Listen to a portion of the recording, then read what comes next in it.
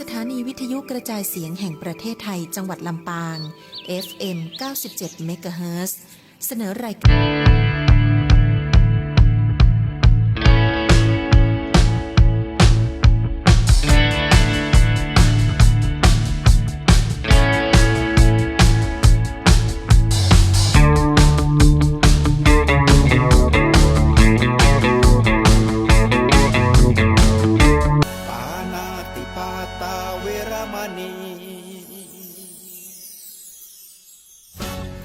อธินาทานา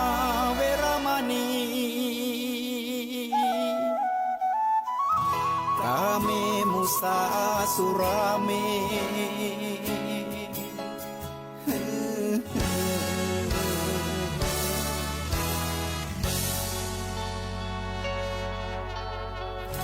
ศีลคือข้อห้ามธรรมคือข้อ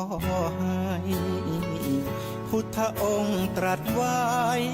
ชี้ทางใจให้ภาคเพียรเบญจศีลเบญจธรรมท่องจำสมัยเราเป็นนักเรียนธรรมะไม่เคยแปลเปลี่ยนแต่เรายังจำได้มาทวงคำมันหมู่บ้านศีลห้าถือเป็นพันธะชาวพุทธทุกคนทั่วไทยสำนักพุทธขับเคลื่อนธรรมจุดเทียนสว่างที่กลางหัวใจสังคมจะร่มเย็นได้ศีลธรรมในใจต้องมีเบญจศีลว่ายังไงไหนลองท่องมาข้อหนึ่งห้ามฆ่าสัตว์ข้อสองห้ามลักทรัพย์ขอเทพารักษ์มเหสขานางอมราจันฝ่าตังเก่าคุ้มของรักษาคณะศรัทธาเพื่อนเจ้ายอดอนุชาวมิงมิตรขอให้สุขสมหวังเหมือนดังเปื่อนคิดอย่าได้ผิดสะคอสิ่งอันอุปัทวะพยะชะกันเคาะปีเดือนวันวหลอนเข้าแทงตัวลัคนาชะตาแรงแห้ง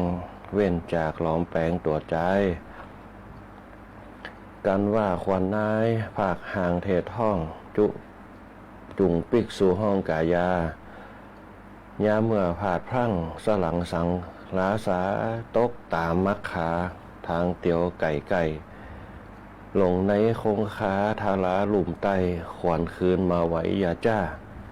มีใจสำราญเจบานสังง่าขอมูละศรัทธาอยู่ดีนะอายุวันนะพระสุขีเงินทองบางมีลาบยศหลายคันปรารถนาสิ่งใดมักไฟว่าอันสมดังพรอันว่าไหวและนายเหยก็ขอความสุขความเจริญจงมีแด่คณะสัตยาญาติโยมจุผู้จุคนในช่วงตอนเจ้าในรายการธรรมะยามเจ้าตัง97 เมกะเฮิรตซ์นะสท.ลำปางนะ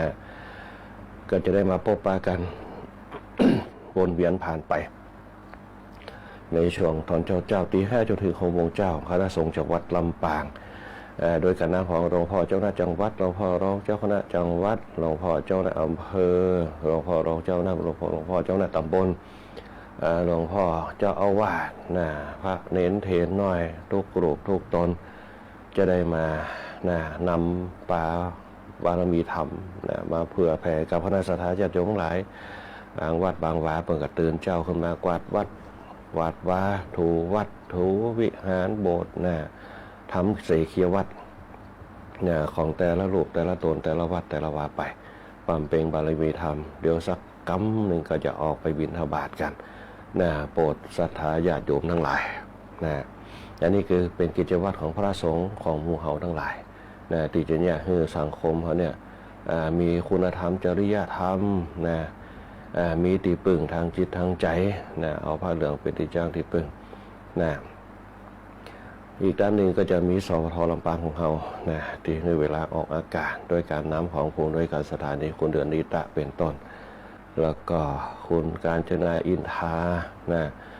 หัวหน้าฝ่ายรายการแล้วก็ดีเจดีเจต้อยอมริตจารุวีนะดีเจก้อยอัชราพรป้องจันดีเจชุติการเราชัยนั่นก็จะเป็นเจ้าหน้าที่ที่คอยขับเคลื่อนรายการธรรมะยามเจ้าคือกับคณะสัตยาญาติโยมทั้งหลายก็เข้ามาตั้งหน้าดาวฟังกันสุดท้ายก็จะมีฝ่ายช่างนะหัวหน้าประสานทีมทองนะคุณแหลมเพชรนันตาแสงคุณอิทธิพลพวงจันทร์คุณภูเพียงพงศ์ศิริแสนแล้วก็ช่างต่อนะวัทีร้อยตีอาทิตย์วรรณวรีเป็นต้นนี่คือทีมงานสพทลำปางของเราที่ได้ขับเคลื่อนเพื่อนห้องว่าการสื่อสารบริการประชาชนบริการสังคมนะให้เกิดประโยชน์ให้เกิดความคุ้นเคยกันเป็นปฏิสัมพันธ์กันเหมือนกับพระสงฆ์นะองค์ข้าเจ้าเฮาที่เป็นปฏิสัมพันธ์กับคณะศรัทธาญาติโยมในเรื่องของชีวิตความเป็นอยู่นะกายกับจิตนะตุเจ้าปุญญประสานคือเป็นมิตรกันโดยเฉพาะกายกับจิตนะรวมตัวกันคือได้สื่อกลางของพระสงฆ์ก็คือธรรมะนะที่นำเอามาใจคือคณะศรัทธาญาติโยมรู้จักตัวรู้จักตนรู้จักคนรู้จักการรู้จักประมาณรู้จักเวลารวบรวมกันมาคือเป็นสติอยู่ในตัวของเฮาคือเฮาอยู่กับตัวกับตนได้แต่ละวันไปขจัดปัดเป่าสิ่งที่มันบ่มวนจิตบ่มวนใจที่มันเป็นโรคภัยไข้เจ็บออกไปนะเฮาต้องฝึกพลังภายในของเฮาพลังภายนอกกับพลังภายในจะแตกต่างกันพลังภายนอกคือกินข้าวเป็นวัตถุสิ่งของที่ใส่เข้าไปอุปโภคบริโภคพลังภายในคืออากาศกับอารมณ์ความละเอียดอ่อนยิ่งเฮาปล่อยได้ปลงได้เฮาจะเบาบางถ้าเฮาปลงได้ปลงบ่ได้วางบ่ได้มันก็หนักอันนี้ก็คือลักษณะของธรรมะกับธรรมชาติเดี๋ยวเฮาจะนำมาอู้กันอีกด้านหนึ่งที่ลืมบ่ได้คือปออกไม่หอกเขานั่นเองก็คือคณะศรัทธาญาติโยมพุทธศาสนิกชนหลายที่แน่นแฟ้นในเรื่องของการเพิ่นเฮาว่ารับประทานโอสถธรรมทั้งหลายที่ได้นำเข้ามาสู่บางคนก็ตื่นเจ้าขึ้นมาเปิดวิทยุฟังธรรมะกันตั้งแต่ตอนเจ้าเพื่อสร้างอารมณ์เพื่อเป็นภูมิต้านทานในการดำเนินชีวิตของแต่ละวันไปโดยเฉพาะที่พึ่งทางใจที่คนเฒ่าแก่เขาเนี่ยจะต้องรับอารมณ์ทางใจที่เปิ้นฮ้องว่าการปล่อยวางการปลดปลงการสวะวางในสิ่งต่างๆที่มันเป็นภาระหนักที่เฮาแบกออกมาตั้งแต่ชั่วชีวิตหนึ่งที่เฮาแบกกันมาโดยเฉพาะตั้งแต่น้อยจนถึงใหญ่ขึ้นมาตึงเสาะว่าหากินตึงเล่นตึงหยังสักขยันหาความรู้ขยันหาทรัพย์สมบัติสร้างฐานะของตัวเก่าพอถึงเวลาปุ๊บเขาก็ปล่อยวางสิ่งเหล่านั้นไปที่มันเป็นสมบัติที่เขาได้สร้างขึ้นมาคือลูกคือหลานได้สืบต่อกันไปในช่วงวัยของเขานั่นก็คือวัยเปิ้นเฮาว่าสร้างอารมณ์กับอากาศให้กับตัวเก่าพระพุทธเจ้าเปิ้นสอนเอาไว้ที่จะให้ช่วงเวลาเขาเนี่ยมีความ นะครับมีความมั่นคงมั่งคั่งแล้วก็ยั่งยืนมั่นคงมั่งคั่งแล้วก็ยั่งยืนยามเป็นละอ่อนยามเป็นวัยรุ่นวัยหนุ่มวัยชะกันก็มาถึงวัยเปิ้นฮ้องว่าปัจฉิมวัยสุดท้ายเปิ้นฮ้องว่าวัยช่วงระหว่างวัยบั้นปลายที่เขาจะต่อช่วงอายุไปอย่างที่บอกเอาไว้120ปีที่เป็น1 กัป1ของมนุษย์ทั้งหลายเขาจะบริหารชีวิตเขาคือได้120 ปีได้จะได้120 ปีคือ1 กัปหรือว่าช่วงภาษาในการอยู่จำของเขาถ้าเขาบริหารได้อย่างดีมันก็เนี่ยเขาเนี่ยมีชีวิตที่ยั่งยืนแต่บางคนก็บอกว่าโอ้บ่ไหวป้าสังขารไปบ่ไหวละขอคือปอดอีกับปอดละตึงวันกับเจ็บเป็นป่วยไข้สังขารร่างกายอันนั้นขึ้นอยู่กับการอุปโภคบริโภคของเขาบางคนสภาพจิตดีแต่ร่างกายเสื่อมบางคนร่างกายดีแต่จิตเสื่อมเปิ้นฮ้องว่าการบริหารบ่เหมือนกันเพราะฉะนั้นเนี่ยพระพุทธเจ้าเปิ้นจึงบอกว่าให้มันสมดุลกันสิ่งที่สำคัญที่สุดคือการเริ่มต้นแห่งการดำเนินชีวิตพ่อแม่ก็ต้องเป็นแบบอย่างพ่อแม่ต้องเป็นแบบอย่างการนำพาต่างๆที่จะให้ลูกหลานเขาว่าสืบต่อเขาได้เหมือนบ่ต้องเปิ้นฮ้องว่าก่อนวัยอันควรถ้าเขาบริหารกันโดยเฉพาะเรื่องอบายมุขต่างๆที่เป็นตัวบั่นทอนชีวิตเขาบอกว่าจะเป็นการกินโดยเฉพาะในยุคปัจจุบันการกินเนี่ย ถือว่าเป็นเรื่องสำคัญคือการบั่นทอนอายุที่เป็นสภาพภายนอกเขาได้อย่างชัดเจนที่สุดการกินการอุปโภคบริโภคต่างๆที่เขากินเข้าไปโดยเฉพาะในยุคปัจจุบันเขาบอกว่าสิ่งที่ผลิตออกมาเนี่ยมันเป็นอย่างพ่องอาจจะเป็นการสังเคราะห์การผลิตออกมาปุ๊บเนี่ยโดยที่ประเทศธรรมชาติความจริงเขาอยู่กับธรรมชาติเนี่ยกินดื่มด่ำกับธรรมชาติเขามีความมั่งคั่งมั่นคงนะแน่นอนนะอันเนี้ยเดี๋ยวเขาจะมาอู้กันในเนื้อหาสาระธรรมต่างๆเดี๋ยวเขาจะเอามาบริหารจิตคือชีวิตของเขาเนี่ยมุ่งไปสู่เป้าหมายแห่งความสุขอย่างน้อยนิพพานมันประคันสุดโต่งก็ของนิพพานเป็นพื้นฐานในการดำเนินชีวิตเขาพื้นฐานก็คือความดับทุกข์กปอในการดำเนินชีวิตของเขาทั้งหลายนะฮะรายการธรรมะยามเจ้าเนี่ยก็ขออนุโมทนาขอบคุณกับหลายๆฝ่ายที่มีส่วนร่วมในการขับเคลื่อนบอกว่าตั้งคณะสงฆ์คณะศรัทธาเจ้าบ้านเดี๋ยวท้ายๆเขาจะมาทักทายปราศัยทักทายกันปราศัยกันนะในรายการธรรมะยามเจ้าท้ายๆตีคณะศรัทธาญาติโยมที่เป็นมีเป็นคำว่าพลังแห่งศรัทธาเนี่ยพลังศรัทธาจะเกิดขึ้นได้เนี่ยก็มาจากหนึ่งในเรื่องของศีลในเรื่องของทานในเรื่องภาวนาศีลทานภาวนาเป็นพลังภายในตีเนี่ยเขาเนี่ยมีกำลังจิตกำลังใจนะสบายจิตสบายใจนะเป็นห้องว่าพลังภายในพลังภายนอกคืออาหารมีข้าวมีน้ำมีแกงกับต่างๆอย่างคือร่างกายมีเป็นห้องโปรตีนนะทรงตัวอยู่ได้คือกระดูกแข็งแรงเนื้อหนังมังสาต่อสู้กับแสงแดดต่อสู้กับความหนาวได้ภูมิต้านทานภายนอกนะภูมิต้านทานภายนอกเขาก็ต้องหาอาหารการกินที่มันมีประโยชน์โดยเฉพาะพืชพันธุ์ธัญญาหารต่างๆการกินเนื้อกินเจี้ยนกินโดยเฉพาะคนเฮาในยุคปัจจุบันกินเป็นเพราะว่าการกินมันเปลี่ยนไปนะการกินไปอุปโภคบริโภคเหมือนชาวตะวันตกเปิ่นนะขนมปังของกาแฟของในสมัยแต่ก่อนเฮามันจะมีเนี่ยมากเมี่ยงบุรีเป็นหลักบุรีแต่ก่อนคนสูบก็จะเป็นมะเร็งแต่ว่าเดี๋ยวสูบบุรีเป็นมะเร็งเพราะอย่างเนี่ยเพราะว่าสารเคมีที่มันเอาไปพ่นฆ่าแมลงทั้งหลายนะการอุปโภคบริโภคนะแต่ก่อนนะบางคนมาเป็นก็มีนะอันนี้เป็นต้นแต่เขาสามารถอยู่ได้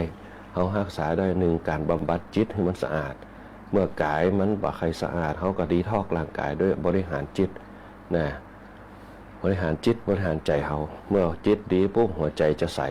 มันจะใสได้จะได้ก็คือจิตเป็นตัวกำหนดอย่างที่หัวใจเขามีระบบนะกายเนี่ยก็คือสิ่งที่เขาจะต้องปฏิบัติตามหลักโภชนาการที่เขาจะใส่เข้าไปเนี่ยเขาจะเอาอย่างใส่เข้าไปเขาต้องระมัดระวังดีโดยเฉพาะเรื่องการกินในยุคปัจจุบันเนี่ยผงปรุงรสต่างๆที่เป็นสารสังเคราะห์ที่เนี่ยคนเขาทั้งหลายเนี่ยสุขภาพบ่ค่อยแข็งแรงผงปรุงรสต่างๆผงชูรสก้าอย่างก้าอันนี้เป็นต้นเป็นตัวบั่นทอนปนว่ายิ่งเนี่ยคือล้ำนักเท่าใดมันก็เล่งความอยากของเขานักขึ้นต่ออันยิ่งกินหอมนักต่อใดมันก็เล่งความอยากเขานักต่อใดต่ออันเขาลองแกงพักที่ว่าใส่ผงชูรสผ่องแกงพักละพักเซี่ยวพักแคบพักปุ้งพักกาดลองใส่เข้าไปพอเขาลองนึกถึงธรรมชาติถ้ามาใส่ผงปรุงรสเข้าไปสารมูนี่มันก็บักเข้าสู่ร่างกายเขานั่นแหละคนเฒ่าแก่เขาแต่ก่อนเนี่ยอยู่จนเฒ่าจนหนังเหี่ยวจนร่างกายหลังกองหลังโก้งในยุคปัจจุบันเขาบริหารคนเฒ่าหลังกองหลังโก้งกันละบะหมี่แล้วยุคก่อนถ้าหลังกองหลังโก้งปุ๊บก็90จะขึ้น100แต่ว่าเดียวเขาก็70 80กันอันนี้เป็นห้องอยู่จนเฒ่าแต่ว่าเป็นอยู่กันเฒ่าเพราะอย่างเพราะธรรมชาติอยู่แบบธรรมชาติแล้วก็มีความสุขมีโรคภัยไข้เจ็บเข้ามาเบียดเบียนแต่ก่อนเปิดว่ามีโรคเก่าโรคคอเสื่อมต่างๆแต่เดี๋ยวมีหมดเพราะมันเร่งเกินไปมันเร่งในการกินเร่งในการกินแบบไหนก็คือ1อย่างที่เขากินแล้วล้ำกินแล้วล้ำปุ๊บเขาไม่ได้คำนึงถึงว่ากินไปแล้วปุ๊บจะเกิดผลจะใดในสุขสมัยตะกอนเนี่ยปนจะปรุงกันด้วยธรรมชาติเงินอย่างเขาเน้นในเรื่องของการกินเน้นทั้งเรื่องของการเสพเข้าไปเป็นต้นเพราะฉะนั้นลองหาธรรมชาติเข้ามาสู่ร่างกายเขาให้ดีอันนี้เป็นต้น เดี๋ยวเราจะมาอู้กันในเรื่องหัวข้อธรรมต่างๆนะทุกคนพร้อมแล้วแต่ละฝ่ายก็พร้อมแล้วนะเราจะเข้าสู่ธรรมะในวันนี้เนี่ยเปิ้นเฮาว่าธรรมะเนี่ยเปิ้นเฮาหลักการบริหารชีวิตนะคือมันเป็นหนึ่งนะคือมันเป็นผู้นำนะคือมันเป็นผู้ดีเปิ้นเฮาว่าอยู่กับตัวกับตนได้นะธรรมะในวันนี้คนที่จะบริหารร่างกายโดยเก่าโดยที่บ่ต้องวุ่นวายเนี่ยนะบางคนบอกว่าวุ่นวายในชีวิตประจำวันต่างๆคิดนั่นเรื่องนี้คิดนี่ซับซ้อนโอลหม่านกันไปนะบางคนก็ไปนั่งรับตาสมาธิภาวนากันก็แก้ปัญหายังบ่ตกนะพระพุทธเจ้าเนี่ยเปิ้นมีวิธีหลายวิธีด้วยกันจนในที่สุดปุ๊บเปิ้นสามารถชนะสิ่งต่างๆได้โดยความเป็นบ่วง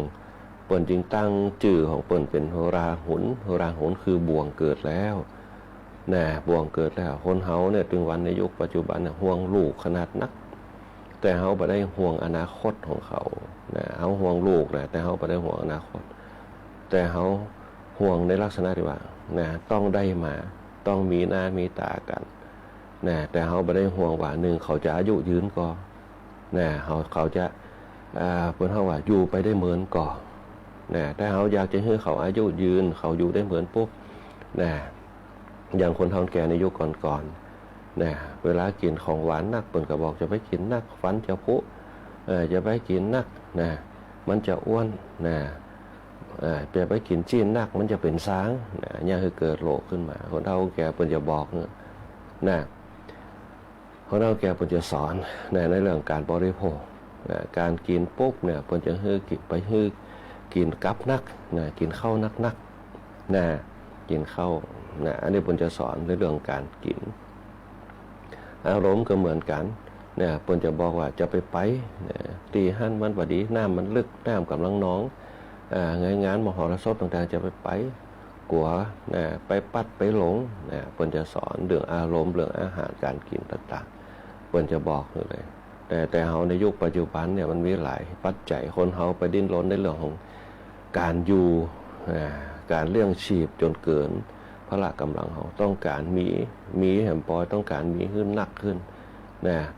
ความพอเพียงมันบ่เกิดก็เลยดิ้นรนขยันขันแข็งต่อสู้กันเพื่อที่จะได้มาเรื่องลาภยศสรรเสริญเกียรติยศชื่อเสียงต่างๆอย่าให้เกิดได้เงินตรามานักอำนวยความสะดวกเขาเลยลืมชีวิตตัวเก่าไปว่า1ชีวิตที่เขาหาเนี่ยเขาผ่าฟันอุปสรรคต่างๆตั้งแต่การเริ่มการต่อสู้การฝ่าฟันอย่างต่างๆเกิดขึ้นแล้วก็สิ่งเหล่านั้นแหละมันเป็นอุปสรรคที่เนี่ยเขาเศร้าหมองเดือดเนื้อห้อนใจกันจนเป็นนิสัยของเขาแต่ถ้าคนเขาในยุคสมัยก่อนเขาลองมาเปรียบเทียบเปิ้นบ่มีการแกล้งแย่งทิ้งดีสิ่งเด่นกันมีแต่ปั่นฮื้อกันแม้แต่เข้าปั่นกันปั่นเจี้ยฮื้อกันเจี้ยวานก้าฮื้อกันเข้ากาปีในของคุณงามของย้ายงามของแม่งามปั่นให้กันแลกกันขอซื้อได้ก็ได้ก็มีเปิ้นปั่นฮื้อกันแล้วก็ไปช่วยกันแต่ในสังคมเขาในยุคปัจจุบันแข่งขันกันจนบ่ได้บ่ฮื้อเก็บไว้เป็นต้นเขาเริ่มจะเห็นแก่ตัวเก่านักขึ้นกว่าสังคมแล้วเขาลืมไปว่าเมื่อเขาปั่นให้เปิ้นปุ๊บวันหน้าของเขาเนี่ยมันบ่ดีปุ๊บเขาก็ไปขอเปิ้นแล้วก็แบ่งปั่นให้เปิ้นมันก็จำกันได้สืบสานกันได้เป็นพันธวงศากันเกิดขึ้นเนี่ยคือสังคมในยุคสมัยอดีตที่เขาอยู่ด้วยกันมีอันอย่างก็แบ่งกันมีกานั่นกานี่มีเปิ้นเฮาว่าเข้ากับเข้าคนนี้งามคนนี้หุงขึ้นหม้อกะก็แบ่งกันอยู่ด้วยกันแถมว่าพอปุ๊บเฝ้าบ้านเฝ้าจองพอฮื้อกันโดยมีความรับผิดชอบรวมกันอยู่บ้านใกล้กันบ้านก็อยู่ใกล้กันทักทายป้าใส่กันอยู่ดีมีสุขกันบ่มีเรื่องเดือดร้อนเข้ามาเพราะมีความโปร่งใสอยู่ด้วยกันเขาจึงอยู่ด้วยกันแบบเป็นเฮาว่าสันติภาพหรือว่าสันติสุขเพราะอันอย่างก็เพราะหนึ่งเขามีคุณธรรมจริยธรรมประจำตัวอยู่ในตัวเขาที่เขาสร้างกันขึ้นมาเพราะฉะนั้นเนี่ยเขาจะต้องช่วยกันโดยเฉพาะลูกหลานเขาในวันข้างหน้าเขาจะต้องช่วยกันสืบสานนี่อีกด้านหนึ่งก็คือคุณธรรมจริยธรรมเขาจะสอนธรรมะอย่างเดียวบ่ได้ เนี่ยบางคนก็บอกว่าต้องไปวัดพ่อแม่สอนก็ดีละเนี่ยมันก็แม่นเนี่ยเปิ้นเฮาว่าการสอนเนี่ยทฤษฎีกับปฏิบัติเนี่ยสอนอันใดอันหนึ่งก็ได้แต่ถ้าเอามารวมกันปุ๊บเนี่ยมันจะคือประจักษ์ในการฮู้ในการปฏิบัติรวมกันบางครั้งการฮู้อย่างเดียวบ่ได้ปฏิบัติมันก็บ่เกิดประโยชน์เปิ้นยังมีทฤษฎีกับปฏิบัติพระพุทธเจ้ามีทฤษฎีกับปฏิบัติ เนี่ยปริยัติกับปฏิเวทปริยัติปฏิบัติปฏิเวทการศึกษาของพระพุทธเจ้าของปริยัติปฏิบัติปฏิเวท เนี่ยมีอยู่ถึง3อย่างปริยัติการศึกษาพระไตรปิฎกปฏิบัติคือปฏิบัติธรรม นะปฏิเวทคือการนำเอาทุกอย่างมาเผยแพร่กันมาตีแผ่กันขึ้นมาเนี่ยเป็นเฮาเปรียบเทียบกันปริยัติปฏิบัติปฏิเวทเนี่ยคนเฮาก็เช่นเดียวกัน นะ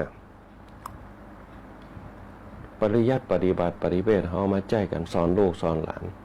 ตั้งคือความรู้ คือความรู้ย่ำปอผมเห็นเนี่ยเหมือนกับเฮาจุลูกเฮาอะว่าเนี่ยตกโตระวังจะมากินตับเด้ออย่าไปหันนะงูจะมานี่นะระวังเด้อผีจะลอกนะเขาจุเขากลัวเนี่ยอันเนี้ยเป็นต้นละออนมันมีพื้นฐานอยู่แล้วเขาสอนวิชาการปุ๊บเขาสอนทักษะปุ๊บเขาก็ต้องหาสิ่งที่มันประจักษ์ขึ้นมาอย่างเช่นทำบุญปุ๊บใส่บาตรดูเจ้ามาปุ๊บเนี่ยนี่อย่างถึงต้องใส่บาตรนี่อย่างถึงต้องใส่ดูเจ้าใส่ให้คนอื่นมาได้กันอันนี้แหละคือพระเจ้าคือนอเนื้อของพระพุทธศาสนาเนี่ยเขาใส่คือปุ๊บเนี่ยพระสงฆ์ก็คือองค์ผู้สืบทอดพระพุทธศาสนานี่คือเครื่องหมายเขาจะไปยึดหลักในตัวตนตัวเจ้าดำตัวเจ้าแดงเขาจะยึดหลักอันบ่ได้เขายึดหลักในเรื่องของพระสงฆ์แต่ถ้าจิตเขายึดหลักในเรื่องของพระสงฆ์เนี่ยมันจะต่อเนื่องไปถึงปุ้นอริยสงฆ์ในสมัยพระพุทธเจ้าเพราะเขามีพระรัตนตรัย3ประการพระพุทธพระธรรมพระสงฆ์เนี่ยพระพุทธเขาก็คือปรินิพพานไปเหมือนละแต่เขานึกถึงเปิ้นเป็นพระพุทธเนี่ยตัวแทนพระพุทธเนี่ยพระธรรมก็เช่นเดียวกันเป็นคำสอนของพระพุทธเจ้าเป็นตัวแทนของพระพุทธเป็นหัวใจของพระไตรปิฎกของเขาเนี่ยอย่างพระสงฆ์เนี่ยอาจจะรู้จักกันด้วยความเคยชินด้วยความสนิทสนมกันด้วยความเป็นเครือญาติกันเนี่ยเขาก็ไปยึดถึงตัวตนไปยึดถึงอัตตาคือตัวตนเนี่ยเขารู้จักกันเป็นลูกเป็นหลานเขาลูกหลานเขาจะมาสอนเขาบ่ได้เนี่ยเขาไปยึดตัวตนเนี่ยเป็นอัตตาเนี่ยเขาไปนึกถึงพระสงฆ์เนี่ยบวชมาใหม่ปุ๊บเตศอย่างก็บ่ได้สวดอย่างก็บ่ได้เนี่ยเขาต้องไปสอนนะสอนในลักษณะที่นี่คืออาจจะสอนในเรื่องแนวทางชี้แนะแนวทางคือการสนทนาธรรมกันอันนี้ก็คือเป็นไปได้นะแต่ในลักษณะของพระสงฆ์เนี่ยก็คือเครื่องหมายพระรัตนตรัยนะอันนี้เป็นต้นพอเขานึกถึงตรงนี้ได้แล้วปุ๊บเนี่ยเขาก็บอกให้ลูกให้หลานเขานะหน้าที่ของเขาเนี่ยก็คือเป็นอุบาสกอุบาสิกาอุบาสกอุบาสิกาคือทนุบำรุงพระพุทธศาสนาพระพุทธศาสนามีองค์ประกอบหลักๆก็คือพระพุทธพระธรรมพระสงฆ์โดยเฉพาะพระธรรมเนี่ยเป็นหนึ่งเป็นตัวแทนพระศาสดาเป็นหนึ่งในพระไตรปิฎกที่เขาจะต้องทำหลงไว้ในหัวข้อหลักธรรมทั้งหลายเนี่ยที่เคยอู้กันมาข้างก่อนนี่แหละเขาจะต้องชี้แจงให้กับลูกหลานของเขาคือรู้จักว่าอันไหนก็ตามเนี่ยที่มันเป็นบุญเนี่ยที่มันเป็นหลักการที่เขาได้ทำมาให้เกิดเป็นห้องพลังจิตพลังใจของเขาเนี่ยเขาทำให้เกิดความสุขจิตสุขใจเกิดความเชื่อขึ้นมาว่าพระสงฆ์คือผู้สืบต่ออายุพระพุทธศาสนาเหมือนกับเขาเนี่ยอุบาสกอุบาสิกาคือคอยทนุบำรุงกันเหมือนกองทัพเนี่ยที่จะเดินทางไปกองทัพธรรมเนี่ยช่วยกันยู่กันดันกันเพื่อให้ไปสู่เป้าหมายเหมือนกับกงล้อธรรมจักรเนี่ยก็คือพระธรรมของเขาพระสงฆ์เป็นคนคอยยู่กิ้งไปคือครบ5,000 ภาษาได้แต่คณะสัทธาญาติโยมเขาก็ช่วยกันนะอุปถากบำรุงอุปถากบำรุงในเป็นห้องอุบาสกอุบาสิกาอุปถากบำรุงเป็นห้องว่างอุปถากบำรุงบริษัท4ภิกษุภิกษุณีอุบาสกอุบาสิกาพอเขาทนุบำรุงได้ปุ๊บเครื่องหมายของอุบาสกอุบาสิกาคืออย่างทายกทายิกาเครื่องหมายตำแหน่งของอุบาสกอุบาสิกาคือทายกทายิกาทายกคือผู้ชายเป็นผู้ถวาย ทายิกาก็คือผู้หญิงเป็นผู้ถวายเป็นผู้ให้นะให้อย่างให้โภชนาอาหารจตุปัจจัยสี่นะถวายไปนะเครื่องหมายของคนบ้านเป็นธรรมชาติก็คืออุบาสกอุบาสิกานะเป็นเครื่องหมายของทั้งพุทธศาสนาคือทายกทายิกาผู้ให้เมื่อผู้ให้ปุ๊บก็มีผู้รับผู้ให้ด้วยความเต็มใจผู้รับทำด้วยความเต็มใจเนี่ยปฏิฆาหกบนห้องปฏิฆาหกคือผู้รับทายกทายิกาเนี่ยให้ด้วยความบริสุทธิ์ใจปฏิฆาหกคือผู้รับด้วยความบริสุทธิ์ใจสิ่งที่มันได้ก็คือหนึ่งความหู้ซึกที่เขาได้มาเหมือนกับคณะสัตยาติโยมไปทำบุญเนี่ยเต็มอกเต็มใจไปกับตานกับพระสงฆ์ที่เขาได้ตั้งใจเอาไปมันก็เกิดความสุขจิตสุขใจบางคนก็ไปจิตตกในเรื่องการปั่นป้อนของพระสงฆ์เปิ่นปั่นป้อนกาวจื่อกาวหยั่งโป๊บเนี่ยอันนี้ทายกคือผู้ให้พอจิตตกไปในสิ่งเหล่านั้นโป๊บเนี่ยมันก็น้อมไปในสิ่งที่เขาได้ทำเจตจำนงเป้าหมายเนี่ยในกระแสของเขาก็คือฌานเนี่ยคือกระแสส่งไปหาไปส่งไปหาเป้าหมายก็คือญาณคือความรู้ว่าเขาตานไปหาป่อเขาตานไปหาแม่พระสงฆ์ก็คือปอนไปจิตเขาก็เนื่องไปตัวการปั่นปอนการปั่นปอนพบเจตจำนงเขาเป้าหมายต้องพบไปหาป่อนางขาวตานไปหาป่อนายดำจื่อนายดำจิตเขาก็นึกถึงพระพุทธเจ้ากับปั่นปอนไปปฏิฆาหกคือผู้รับเมื่อจิตมันเนื่องไปมันก็เป็นวัฏจักรของชีวิตเพื่อจะให้ไปสู่ลักษณะศีลฐานภาวนาตรงนั้นมันก็จะเกิดขึ้นมาเป็นพลานิสงส์อันนี้เป็นต้นแล้วจากนั้นเนี่ยคณะสัตยาติโยมใดลูกหลานเขาก็เช่นเดียวกันเขาจะต้องส่งเสริมกันตั้งแต่น้อยๆรู้จักบริหารกายให้เกิดจิตสำนึกให้เกิดสามัญสำนึกขึ้นมามันจะยังให้ความยั่งยืนในชีวิตอายุวันนะสุขภาพจะเกิดขึ้นมาสิ่งเหล่านี้มันจะเกิดเป็นบารมีก็คือการเติมเต็มเกิดขึ้นกับจิตกับใจเขาคนเขาถ้าใจมันละเอียดอ่อนมันอ่อนน้อมถ่อมตนมันจะแสดงออกมาโดยการกตัญญูกตเวทีต่อพ่อแม่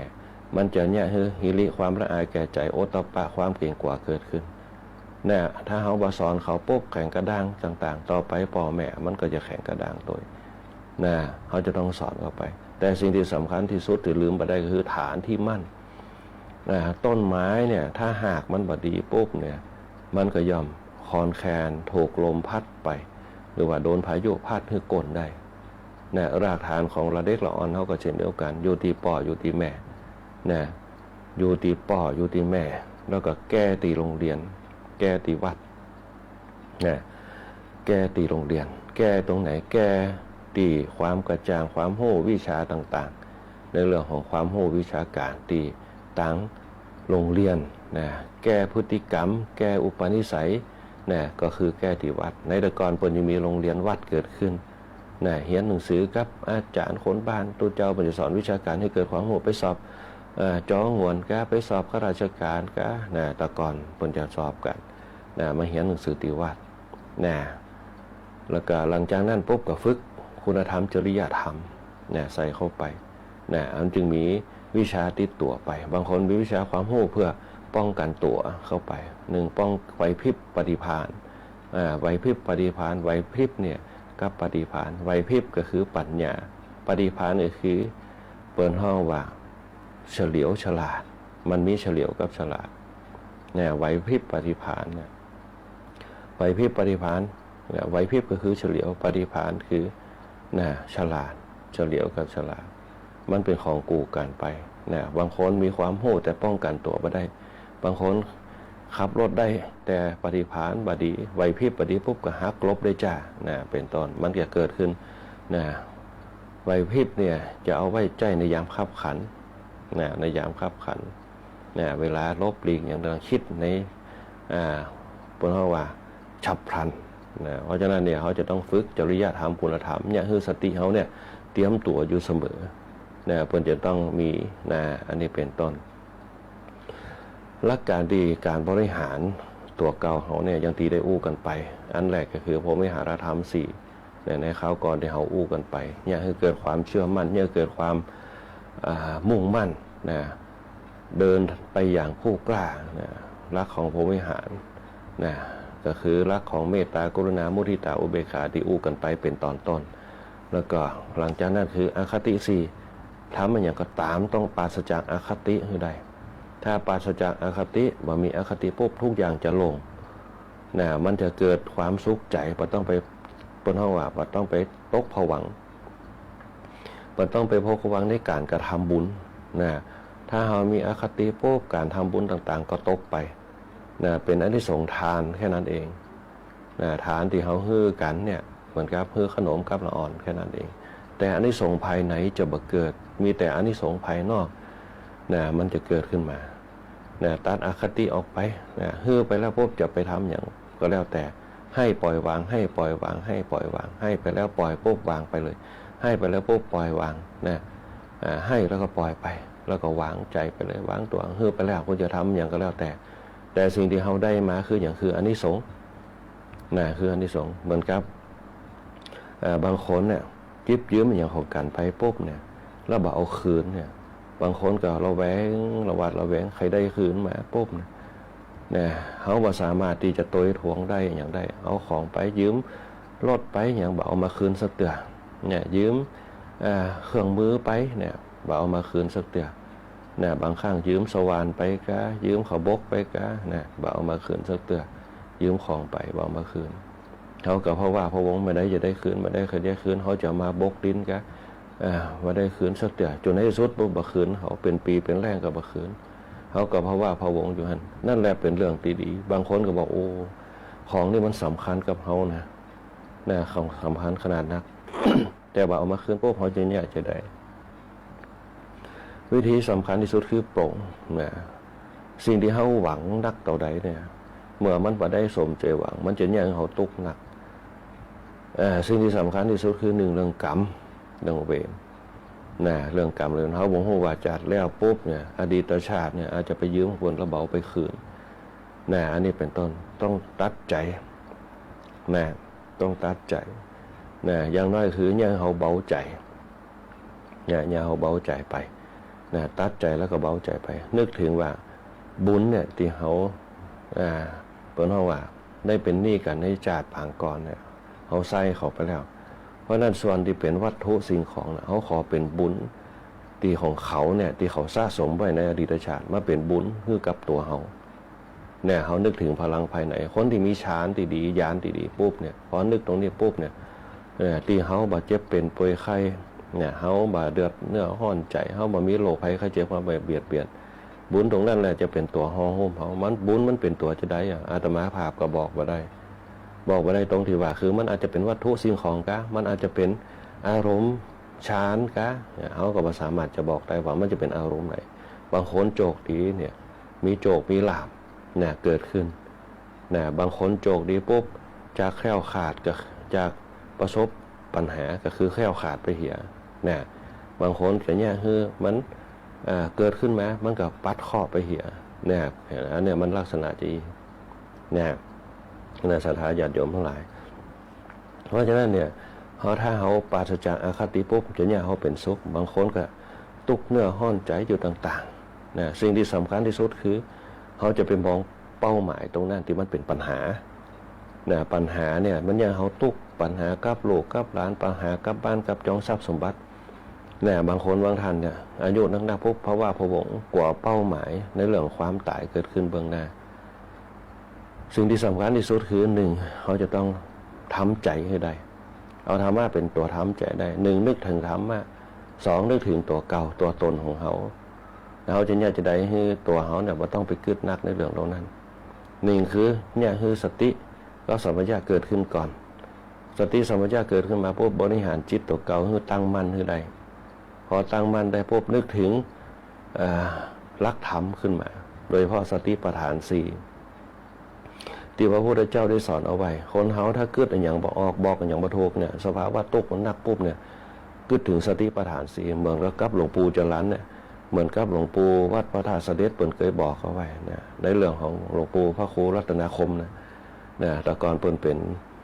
พระเถระที่เขารบนับถือกันกับหลวงปู่จินวัดน้ำร้อนเปิ่นก็นึกถึงสติปัฏฐานสี่นั่นแหละคณะสัทธาญาติโยมทั้งหลายกับหลวงปู่วัดนาแสงนะส่วนมากพระเกจิอาจารย์เขาเนี่ยเพิ่นจะนึกถึงสติปัฏฐานสี่ทั้งนั้น สติปัฏฐานสีเนี่ยให้คนเฮาเนี่ยรวมกายรวมจิตเข้าสู่ตัวเก่าสติปัฏฐานสีคือกายเวทนาจิตธรรมกายเนี่ยต้องหู้จักตัวเก่านะเขาต้องหู้จักไว้ตัวเก่าละออนนี่มันบ่หู้จักแน่นอนแต่ถ้าพ่อแม่สอนปุ๊บมันจะหู้เนี่ยพ่อแม่มีคุณธรรมในเรื่องสติปัฏฐานสีสอนลูกสอนหลานให้ตั้งมั่นเนี่ยจะหู้แต่เขาบ่ได้หู้หลักธรรมเขาหู้แต่ลักกรรมที่เขาอยู่ด้วยกันเนี่ยเปิ้นจะหู้กายเนี่ยหู้จักกายตัวเขาเป็นไผอายุเท่าใด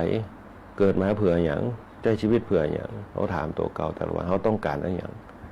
เนี่ยกายเนี่ยให้มันแข็งแรงให้มันทรงอยู่ได้เนี่ยกายพิจารณากายานุปัสสนาเนี่ยมองเห็นกายเป็นกายให้ได้ มองเห็นตัวเราเป็นตัวเราให้ได้จะไปเห็นมองตัวเราเป็นคนอื่นเนี่ยเอาตัวเขาก่อนแม้แต่สามีภรรยาแม้แต่ลูกแต่เมียพวกเขาต้องมองตัวเก่าให้เป็นเมื่อเขามองตัวเก่าเป็นสมรรถนะกายเขาดีปุ๊บเนี่ยเขาจะมามองโอ้วันนี้ร่างกายสดใสรู้จ่าดีรู้เนี่ยที่อย่างอายุนักขนาดนี้ยังหนุ่มยังแน่นอยู่เนี่ยเขาพิจารณากายตัวเขาพิจารณากายของเขาเนี่ยจะมีอยู่2แบบคือพิจารณาในการบริโภคทางกาย2บริโภคทางใจเนี่ยบริโภคทางใจคืออารมณ์เนี่ยเขาต้องบริโภคถามว่าอารมณ์ดีหรือบ่ดีเขาจะใครบริโภคเราต้องบริโภคอารมณ์ดีอยู่แล้วอารมณ์ที่ดีๆใจดีสู้เสืออาตมาภาพจำกรรมของพระบาทสมเด็จพระเจ้าอยู่หัวรัชกาลที่9ไว้ช่างชัดเจนบางครั้งถึงจะเจอสภาวะตกเจออย่างต่างๆใจดีสู้เสือพระเจ้าอยู่หัวนี่อยู่เบื้องบนเจออย่างนักคำด่าคำว่าคำอย่างเปิ้นบอกเลยเปิ้นว่าใจดีสู้เสือแต่ถ้าเขากึดตุกนักโอ้100 คนกับ100 ตุก1,000 คนกับ1,000 ตุกอยู่ด้วยกัน3 คนกับ3 ตุกแนวพระเจ้าอยู่หัวรัชกาลที่จะจำไว้ใจดีสู้เสือเอาไว้ตื่นเจ้ามาปุ๊บใจดีสู้เสือเนี่ยอย่างน้อยคือเขาได้อาบน้ำในใจเขาไปละทำใจเขาพอใจเขาดีใจมากปากดีปุ๊บทุกอย่างมันก็เป็นสิริมงคลเป็นสีกับตัวเขาตื่นเจ้ามาจะไปหน้าบูดหน้าปึ้งหน้าล่างตาเซ็ตคือมันสดใสวันนี้สร้างความสดใสตั้งแต่เริ่มต้นตั้งแต่จุดสตาร์ทเมื่อจิตใจดีสร้างภูมิต้านทานที่ดีความสุขทั้งใจมันก็เกิดละชั่วพระพุทธเจ้าประกอบความดีมีระเบียบวินัยเนี่ยเปิ้นเฮาว่าอยู่ดีมีสุขเนี่ยคือมันมีเนี่ยเป่งปังเอาทานเป็นนิจังที่เพิ่งทานคือให้โอกาสให้อภัยให้โอกาสให้อภัยกันใส่ทานเข้าไปเนี่ยได้คือเฮาปล่อยวางได้เปิ้นนึงเฮาฮู้จักฮื้อทานตอนเจ้าใส่บาตรสร้างคุณธรรมสร้างเครื่องหมายให้กับจิตกับใจฮู้จักปล่อยวางฮู้จักใจกว้างอันนี้เป็นต้นเนี่ยมันก็เลยเนี่ยคือคนเฮาเนี่ยเปิ้นบอกว่าเนี่ยมันอยู่ดีมีสุขกันได้เนี่ยทำใจทำใจอยู่กับกายเขาได้เมื่อกายเป็นสุขปุ๊บนะแล้วก็ต่อไปเนี่ยการดำเนินเช่นวันเนี่ยเขาจะเนี่ยจะได้คือมันบ่มีความทุกข์บ่คือมีความทุกข์เขาพิจารณากายก่อนตื่นเจ้ามาเขาเนี่ยอย่างกวาดขี้ยาขี้โกงก็อยู่กับตัวเก่าตาหันก็คือเฉยๆจะไปตาหันเพราะตาห้องหันเนี่ยเกิดตัณหาคือความอยากจะไปประชันอยากจะไปประกบอยากจะไปกระทบอยากให้เข้าไปหาอยากให้เข้าไปจับต้องตาหันคือตัณหาเนี่ยเพราะฉะนั้นเนี่ยมันจึงเกิดขึ้นมากายเขาเนี่ยบางครั้งเนี่ยเขาเฉยๆกับสิ่งนั้นข่มใจเอาไว้เฉยๆเพราะเขาทำได้เป็นนิสัยพอต่อไปเขาก็จะเฉยๆกับสิ่งนั้นเพราะเฉยกับสิ่งนั้นปุ๊บเขาก็ควบคุมตัวเก่าได้ควบคุมอารมณ์ได้เฉยๆกับถ้าเขาควบคุมได้พวกนั่นแหละคือเขาปล่อยวางได้ถ้าเขาปล่อยวางได้ปุ๊บใจเขาจะเบาใจเขาจะสบายบ่ต้องไปคิดอย่างนั้นนั่นเขาเป็นไผตัวเขาก็บ่ใจลูกเขาก็บ่ใจสามีเขาก็บ่ใจภรรยาเขาก็บ่ใจบ่ใจกายของเขาฮู้จักตัวจักตนเขาบ่ต้องเอาเรื่องอื่นมาใส่ของบดีเขาจะเอามาใส่กายเขาเพื่ออย่างอาหารบดีเขายังบ่ใส่เข้าไปสิ่งบดีของที่มันเป็นพิษเขายังบ่ใส่เข้าในร่างกายพอเรามันนึกถึงภายนอกสิ่งมันบดีเรื่องเล่าคว้าตาขวานปุ๊บเขาก็เฉยๆไปฟังแต่บ่เข้าสู่จิตของเขาอันยังกระจ่างลาภยศสรรเสริญสรรเสริญนินทาสุขทุกข์มียศเสื่อมยศมีลาภเสื่อมลาภโลกธรรม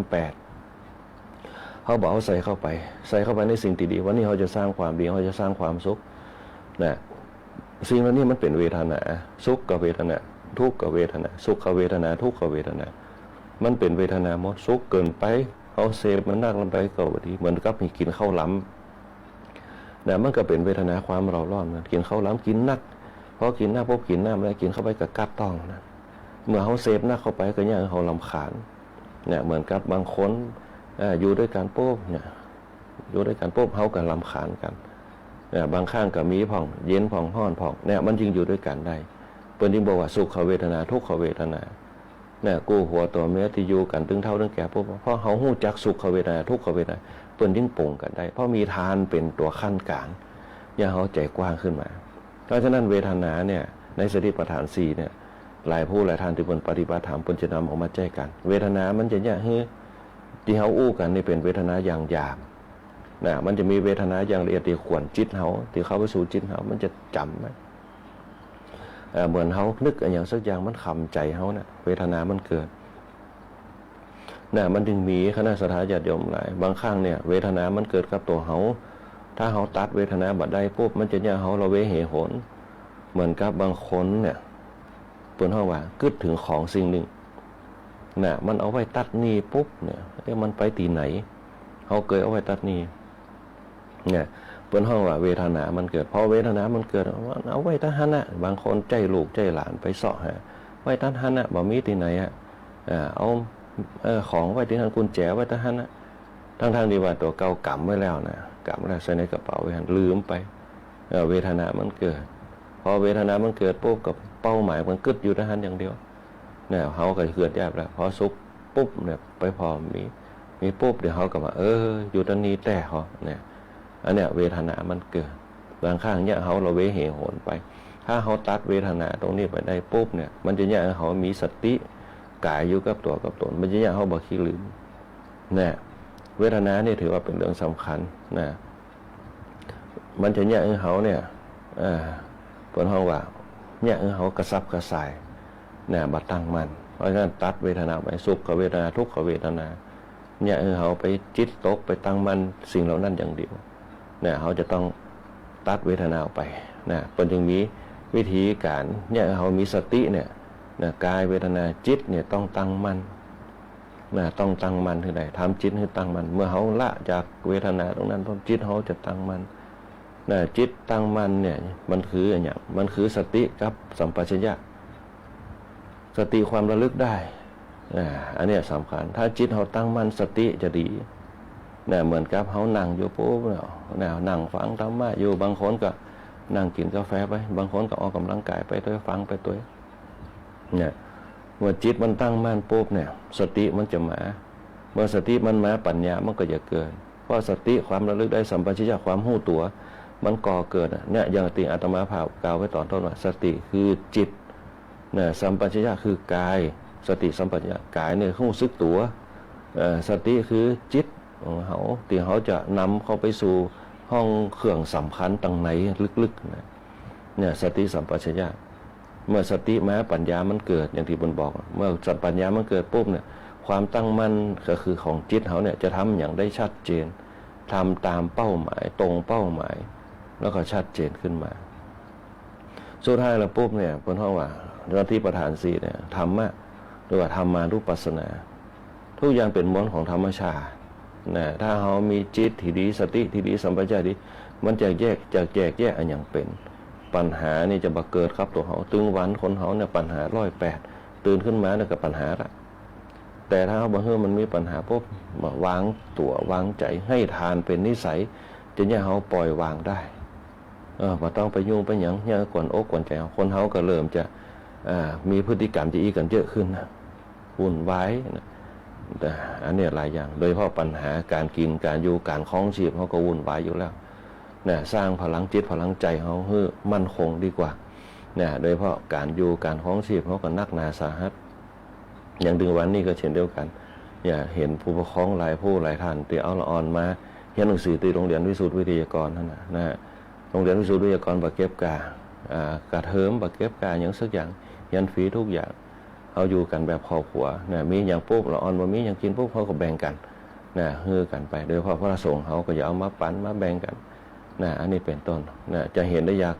คนห้องว่าเศรษฐกิจในยุคปัจจุบันตัวเนี่ยเขาจะต้องไปเครียดมันเนี่ยมีอย่างกินกับคนห้องว่าหากินกันไปนะการเงินการท้องถือว่าเป็นเรื่องสำคัญในยุคปัจจุบันนะ อันเนี้ยก็ต้องหากันไปหาวิธีการแจ้ปัญญาของเขาเนี่ยหาวิธีการหาเงินหาทองกันไปบางครั้งอาจจะมีน้อยกับป้อกินกันไปแต่ละวันนะแล้วก็แจ้ปัญญาของเขาเนี่ยเสาะแสวงหาอนาคตหรือว่าเป้าหมายเนี่ยในข้างหน้าอันนี้เป็นห้องธรรมชาติมันเป็นไปตามนั่นมันมีทั้งต่ำมันมีทั้งสูงมันเปลี่ยนแปลงไปตามกาลเวลาตามเหตุการณ์ต่างๆเพราะฉะนั้นถ้าเรารู้จักสติปัฏฐาน4เขาสามารถควบคุมได้ปุ๊บเนี่ยมันจะเนี่ยเขาเป็นห้องบ่ประมาทในการดำเนินชีวิตของเขานี่แหละพระพุทธเจ้าเป็นเอามาแจ้เป็นพื้นฐานเป็นเบื้องต้นที่จะเข้าสู่อนุตตรสัมมาสัมโพธิญาณแม้แต่พระเกจิอาจารย์หลายผู้หลายท่านนะเปิ้นก็เอาสติปัฏฐานมาใจเพราะสติปัฏฐานดีปุ๊บฐานที่มั่นแห่งจิตหรือว่าฐานที่มั่นแห่งสติดีปุ๊บเนี่ยเปิ้นก็เข้าสู่หลักปฏิบัติที่มันชัดเจนที่สุดที่มันละเอียดอ่อนที่สุดคณะสัตยาญาติโยมบางคนว่าท่านที่ฟังรายการธรรมะอยู่คงจะรู้กันดีนะหลักการสติปัฏฐาน4เสร็จแล้วปุ๊บเนี่ยหลักการแห่งอานาปานสติอานาปานสติก็คือลมหายใจเข้าออกพออานาปานสติเข้าออกปุ๊บเขาสูดลมหายใจเข้าหายใจออกฝึกให้มันเป็นระบบบางครั้งลมหายใจเขาบอกเป็นระบบติดคัดจังหวะสั้นจังหวะยาวเขาบอกหู้ตอนจังหวะยาวคือเขาตุกเขาตุกใจเขาก็สูดเข้าไปแล้วก็ปล่อยออกมาบางคนก็ถอนหายใจออกไปอันนี้เป็นห้องว่าอานาปานสติเขาฝึกเป็นประจำให้เกิดวันว่าระบบการทำงานหายใจเข้ากับหัวใจมันคือบาลานซ์กันให้มันตรงกันหายใจเข้าปุ๊บหายใจออกปุ๊บปอดหัวใจอากาศภายนอกปอดหัวใจอาการภายนอกปอดหัวใจอายตนะภายนอกที่เขาแยกเข้าไปเนี่ยมันเป็นระบบเป็นสัดเป็นส่วนหลังจากนั้นปุ๊บมันจะเป็นธรรมชาติของมันเขาจะหู้การระบบหายใจของเขาถึงเวลาปุ๊บถ้ามันดีปุ๊บเนี่ยสมาธิเขาจะได้เข้าได้ง่ายเขาจะฝึกสมาธิได้ง่ายบางคนเนี่ยพอฝึกเป็นระบบปุ๊บเนี่ยนั่งสมาธิได้ง่ายหลวงปู่จรัญเคยสอนที่เขานั่งสมาธิได้ยากคือระบบของเขามันบดีระบบหัวใจเขาก็หายใจได้แบบมีจังหวะสูดหายใจเข้าสั้นบางครั้งหายใจหัวใจเขาก็เต้นไปตามอารมณ์ของปอดเขาแต่ถ้าเขาหายใจออกไปแล้วปล่อยออกมาหายใจออกไปปล่อยออกมาเป็นระบบเนี่ยจะยากคือระบบมันดีแล้วเกิดสติเนี่ยอย่างว่าตะเกียสติก็คือความระลึกได้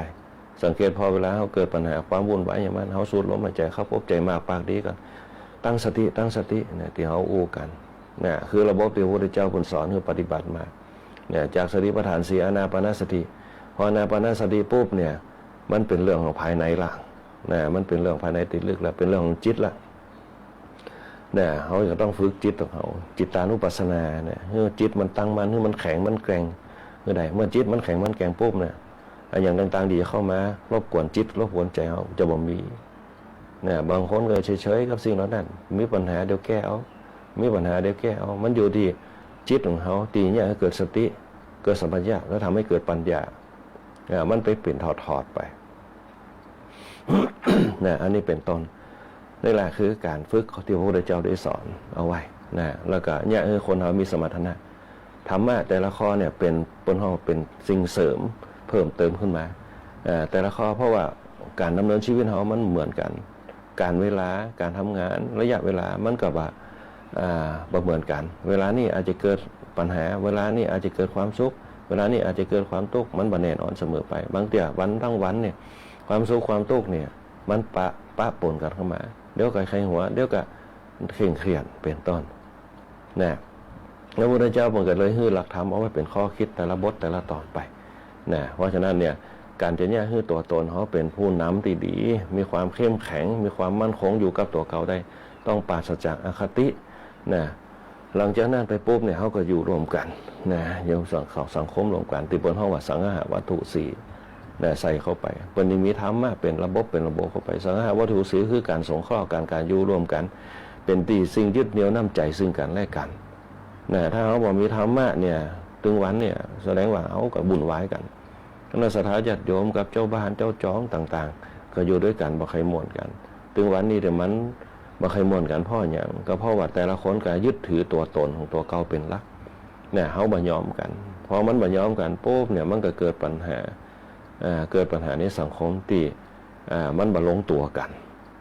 บอกว่าจะเป็นปัญหาเจ้าบ้านปัญหาหน่วยงานอะไรอย่างต่างๆที่เขาเกิดปัญหาร้องเรียนอย่างกันขึ้นมา เพราะเขาบอกมีสังหาวัตถุสี่นะถ้าเขานึกถึงสังหาวัตถุสี่กับหลักปฏิบัติเบื้องต้นที่เขาได้อู้กันไปเนี่ยมันจะมาเกิดปัญหานะคนมีความหู้นักเนี่ยบางครั้งเนี่ยมันหู้นักแต่คนเขาว่าบางครั้งอาจจะเป็นตามใบประกาศก็ได้แต่บางคนหู้นักมันมีหลักการก็มีนะเพราะฉะนั้นเนี่ยถ้าเขาบางคนหู้นักด้วยอารมณ์ตัวเก่าเนี่ยแล้วเนี่ยสำคัญอารมณ์เนี่ยถือว่าสำคัญที่สุดในสถานญาติโยมทั้งหลายแต่ที่มันเกิดเหตุทะเลาะวิวาทกันในสังคมเขาในยุคปัจจุบันมีอย่างกระทำลายร่างกายกันไม่แต่ตัวตนกับทำลายร่างกายตัวเก่าเนี่ยสังคำว่าสังหาวัตถุสี่เนี่ยเป็นเครื่องยึดเหนี่ยวตัวเก่ายึดเหนี่ยวเปื่อนบ้านยึดเหนี่ยวครอบครัวเนี่ยหู้จักตัวเจ้าตนหู้จักอารมณ์คนอื่นหู้จักเพิ่นเฮาว่าเกรงใจกันในหมู่คณะอย่าให้เกิดความเจริญรุ่งเรืองขึ้นมาพระพุทธเจ้าเพิ่นจึงเอาหลักธรรมเนี่ยมาเป็นข้อไปเนี่ยสังหาวัตถุสี่เหมือนกับคณะสัตยาญาติโยมทั้งหลายเนี่ยอยู่บ้านอยู่จองปุ๊บเนี่ยมีสังหาวัตถุสี่รวมกันมันจึงทักทายกันข้างบ้านอัตภาพบางคนเนี่ยหันบางคนอยู่บ้านหอพักอยู่แฟลตอยู่อย่างต่างๆเนี่ยอยู่ด้วยกันได้เนี่ยแสดงว่าควบคุมอารมณ์กันได้ดีมากโดยเฉพาะบ้านไกลเรือนเคียงกันที่บ้านจัดสรรบ้านหยังเนี่ยควบคุมอารมณ์ได้บางข้างเสียงป๊อกๆแป๊กๆไม่ขำไม่คืนก็มีความการข่มใจกันได้จนในที่สุดปุ๊บมันทนบ่ได้อย่างที่ว่านั่นแหละมันจะต้องมีสักวันที่มันทนบ่ได้แต่ว่าอยู่ด้วยกันได้มาเมื่อเป็น10 กว่าปีได้เนี่ยแสดงว่าสังหาวัตถุสี่มันเกิดละหนึ่งฐานปั่นใจให้เขาบางข้าวเขาอาจจะมาปั่นใจให้เขาแต่เขาปั่นใจเขาเป็นลบเขาเป็นบวกไปเหียเนี่ยคือฐานเนี่ยเขาผ่านไปเหียมาสนใจนะเลยปล่อยเรื่องเขายิ่งเขาไปใส่ใจปุ๊บเวทนาก็จะเกิดนักขึ้นยิ่งเสียงป๊อกๆแป๊กๆยิ่งคนเขาบอกปอกันปุ๊บเนี่ยมันจะเป็นปัญหาอันยังก็ยกขึ้นมาหมดเนี่ยบนห้องฐานเนี่ยเขาปล่อยวางให้โอกาสให้อภัยซึ่งกันและกันถ้าเขาปล่อยวางได้ปุ๊บเนี่ยมันจะยังเขาสบายใจมันต้องไปเกิดยังนักเกิดถึงตัวเก่าเป็นรักมันจะยังเขาปล่อยวางได้เนี่ยบนห้องสังหาวัตถุสี่การอยู่รวมกันพระพุทธเจ้าบนสอนเอาไว้ให้ไขที่เป็นประสบความสำเร็จข้างแรก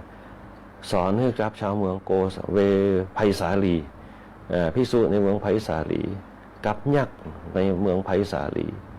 เนี่ยกับพระสงฆ์กับเจ้าบ้านในเมืองไพศาลีเนี่ยสังหาวัตถุสี่การโอบอุ้มกันอุ้มชูกันเนี่ยที่มันเกิดขึ้นกันบ้านกับวัดผัดกันช่วยก็โอยชัยบ้านกับวัดขัดกันก็บันไดทั้งสองทางเพื่อนยิ่งเอาสังหาวัตถุสี่เนี่ยเข้ามารวมกันโดยเฉพาะสังคมในยุคปัจจุบันเนี่ย มองอำนาจเป็นใหญ่โดยเฉพาะหน่วยงานต่างๆที่เขาครอบครองวัดต่างๆเนี่ยอันนี้เป็นต้นเพื่อนยิ่งบอกว่าสังหาวัตถุสี่ต้องสงเคราะห์กันบางข้างบางสิ่งบางอย่างเนี่ยต้องอารมณ์อร่อยให้กันการจะอยู่ด้วยกันได้อ่อนแข็งมันมีอยู่แล้วแต่ถ้าเอาอ่อนกับแข็งมาเปิ้นเฮาว่ามาปฏิสัมพันธ์กันพรกันบางคนเป็นอ่อนอาจจะกลับมาเป็นแข็งแน่ก็ได้มันก็แย่ให้คนเฮาได้ดึงกันไว้แน่เป็นตอนเนี่ยสังคมนั้นออมช้อมซึ่งกันและกันสังหาวัตถุสี่ทานปันใจให้แก่การปั่นอารมณ์แก่กันสนุกสนานกันจะไปถือสากันคนเฮาแก่เฮาเปิ้นจะมาถือสากันในก่อนเปิ้นจึงเอื้อไผซึ่งกันและกันได้อันที่สองปิยวาจาอู้จากันด้วยความสร้างสรรค์อยู่ด้วยกันนะสร้างสรรค์กันอยู่บ้านไกลเรือนเคียงกันอยู่ในสังคมรวมกลุ่มกันสร้างสรรค์กันเนี่ยสังหาวัตถุสี่เอาไปเป็นมาตรวัดได้เลยเอามาเป็นข้อวิจัยได้เลยเอามาเป็นข้อนิเทศเพื่อนห้องว่าในสังคมนั้นได้เลยปิยวาจาอัฏฐจริยาประพฤติตนที่เป็นประโยชน์ตนประโยชน์ตัวเก่าประโยชน์รอบข้างเขาบำเพ็ญประโยชน์รวมกันการบำเพ็ญประโยชน์คือการสร้างความดีสร้างกุศลเนี่ยเกิดสิ่งดีงามเกิดขึ้นในตัวเขาในสังคมตัวอัฏฐจริยาอันที่สี่สมานัตตาวางตนให้เหมาะสมนะบางครั้งเล่นนักเกินไปก็บ่ดีสนิทกันนักเกินไปก็บ่ดีบางครั้งต้องมีท่าทีนะในการทรงตัวเขาคือใดมันจะยังให้เขาเนี่ยมีสง่าราศีเนี่ยเกิดความเกรงอกเกรงใจกันเกิดขึ้นมานะโดยเฉพาะคนเฒ่าแก่เขานะวางตัวเหมาะสมอย่าเป็นพ้นที่ทรงอย่างเขามีอายุนะปุ๊บเขาจะต้องวางตัวเป็นที่เคารพนับถืออ่อนจะเคารพนับถือเขาเป็นต้นนะคณะสัตยาญาติโยมทั้งหลายนี่แหละคือธรรมะที่เนี่ยคือเกิดความโดดเดี่ยวเนี่ยคือความเด็ดเดี่ยวเกิดขึ้นเนี่ยเกิดความเป็นผู้นำเกิดขึ้นเนี่ยเป็นคนที่น่าเคารพนับถือนักขึ้นโดยเฉพาะคนเราแก่เขาผู้มีอายุทั้งหลาย นะอย่าให้เกิดสังคมนั้นเกิดความงดงามขึ้นอย่าเกิดความศรัทธาเกิดขึ้นตัวนะสังหาวัตถุสี่อย่าเกิดความเจริญรุ่งเรืองในสังคมนั้นๆด้วยนะและสุดท้ายปุ๊บเนี่ยมันก็มุ่งไปสู่เป้าหมายความสำเร็จเนี่ยตามหลักธรรมที่พระพุทธเจ้าได้สอนว่าคืออิทธิบาทสี่นะมันจะเกิดขึ้นในองค์กรนั้นๆเนี่ยองค์กรนั้นเนี่ยเกิดความฮักกันความพอใจซึ่งกันและกันนะช่วยกันขยันขันแข็งสร้างองค์กรขึ้นมาสร้างบุคลากรขึ้นมาและมั่นคงในเรื่องของการทำงานเพื่อไปสู่เป้าหมายนะไปสู่เป้าหมายร่วมกันอย่างมั่นคงมั่งคั่งและก็แน่นอนอย่างที่บอกเอาไว้นะสุดท้ายแล้วปุ๊บคือพิจารณาข้อดีข้อเสียต่างๆที่เขาอยู่รวมกัน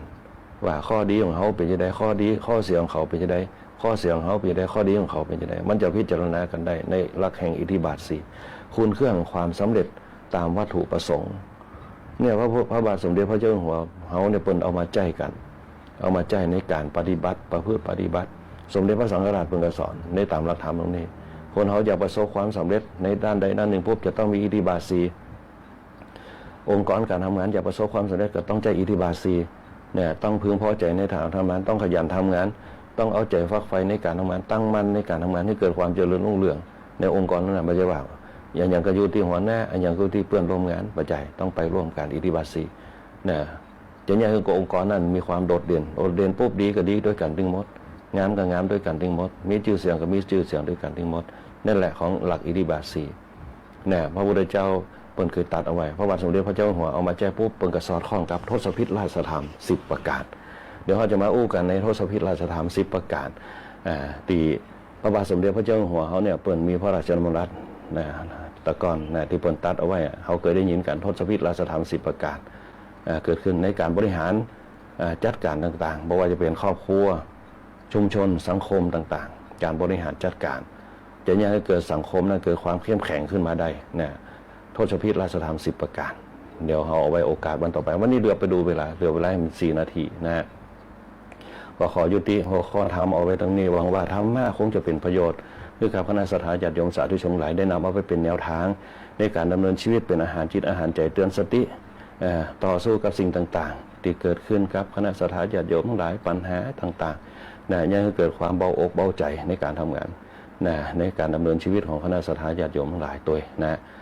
ก็ขอเจริญพรอนุโมทนาบุญกับคณะสัตยาญาติโยมทุกคนบ่ว่าจะเป็นคุณโยมบนชนกคุณโยมแม่อำไพตัวคุณโยมลาท่าเสือนเจียมสิริคุณโยมแม่ปาน้ำคุณโยมสังแงคุณโยมกัญญาคุณโยมลาวานคุณโยมนพดลคุณโยมนนทศรีคุณโยมสุภาวดีคุณโยมเมจิโกตัวคุณโยมสุภาพรคุณโยมแม่เพนตัวคุณโยมพี่ไรรัตน์ตัวคุณโยมพัฒนลินตัวแล้วก็คุณโยมพ่อสำเริงตัวนะคุณโยมธนชาตัวคุณโยมเอราวัณตัวคุณโยมจันทาคุณโยมขมวนคุณโยมสมพรคุณโยมสมศรีนะต่างบ้านกาดโป่งคุณโยมก้อนอาราพลตัวคุณโยมลักษิณาต่างออสเตรเลียปนนะต่างประเทศปุ่นคุณโยมวสุคนคุณโยมโชคดีมีความสุขคุณโยมปานองคุณโยมมีรีวิวคุณโยมสรวุฒิตัวนะอุบาสกเฮาคุณโยมเดือนอ่อนตัวคุณโยมเจรนันท์คุณโยมวิษณุคุณโยมทีบาบิลอนตัวคุณโยมบวรคุณโยมจันทร์คำนะคุณโยมอิงออนคุณโยมนพพรตัวนะแล้วก็คุณโยมพิเศษตัวนะที่เข้ามารวมรับฟังรายการธรรมะยามเจ้าสร้างบารมีธรรมคือเกิดฌานะบารมีแล้วก็ญาณบารมีก็คือปัญญาที่จะเนี่ยคือเขาเนี่ยเกิดแสงสว่างในการดำเนินชีวิตเขาตัวแล้วก็หลายผู้หลายท่านคุณโยมพิเชษคุณโยมอูสีนะคุณโยมจันทร์คำคุณโยมเจ๊แอลตัวคุณโยมเดือนอ่อนคุณโยมมีรีวิวคุณโยมแม่วินิจคุณโยมนพดลคุณโยมหาไทยทิพย์ตัวและคุณโยมข้าวหอมคุณโยมลักษณะคุณโยมรสสุคนคุณโยมแม่เป็นศรีคุณโยมการุณคุณโยมบุญเที่ยงคุณโยมเอราวัณคุณโยมอเนกคุณโยมธนชานะคุณโยมสุภาพรคุณโยมล้วนศรีนะคุณโยมเนี่ยรูจาภาตัวโยมสุภาพดีคุณโยมสง่าคุณโยมหมนชนกตุปีที่ขามโนพิคูตุปีอภินันโทพิคูพระครูพิทักษ์บริยานพระครูบริจารบริการตุเจ้าธรรมดานะแล้วก็หลวงพ่อวัดตั้งวัดตามิมนตัวคุณแม่สุรีตัวนะคุณแม่สลวยคุณแม่สลวยตัวที่บ้านแคทเธอรียานะปะโคพรธรรมชัยตัวนะที่ฟังรายการธรรมะยามเจ้าป้านันทบดีตัวตาเลยป้าติ๋มตัวต่างบ้านจำแปลงเมืองนะตั้งชุมชนประตูต้นพึ่งตัวที่ฟังรายการธรรมะยามเจ้าคุณแม่เปลี่ยนเพศตัวต่างบ้านหมอนหินแก้วตั้งนักสถาญาติโยมต่างบ้านศกแว้นแต่วันนี้เวลาหมดเวลาตมาผ่าพระครูวิบูลย์ปริยัติยากรพร้อมกับ ช่างแหลมเพชรนันทแสงที่ควบคุมภาพควบคุมเสียงเดี๋ยวนี้ขอเจริญพรลาครับคณะสัตยาญาติโยมเอาไว้แต่เพียงนี้โอกาสหน้าคอยมาพบปะกันใหม่วันนี้ขอความสุขความเจริญมีอายุวันหน้าสุขาพระปฏิภาณธนสารสมบัติขอให้คณะสัตยาญาติโยมทุกคนทุกท่านจงมีสุขภาพร่างกายที่แข็งแรงอายุมั่นขวัญยืนที่มากาคืนข้าแม่นกายมาทุกคนทุกท่านวันนี้ขอเจริญพรลาด้วยเวลาแต่เพียงนี้โอกาสหน้ากดมาพบปะกันใหม่วันนี้ก็ขอเจริญพรติดตามรับฟังรายการธรรมะยามเช้าได้ใหม่ในวันและเวลาเดียวกันนี้ทางสถานีวิทยุกระจายเสียงแห่งประเทศไทยจังหวัดลำปาง FM 97 MHz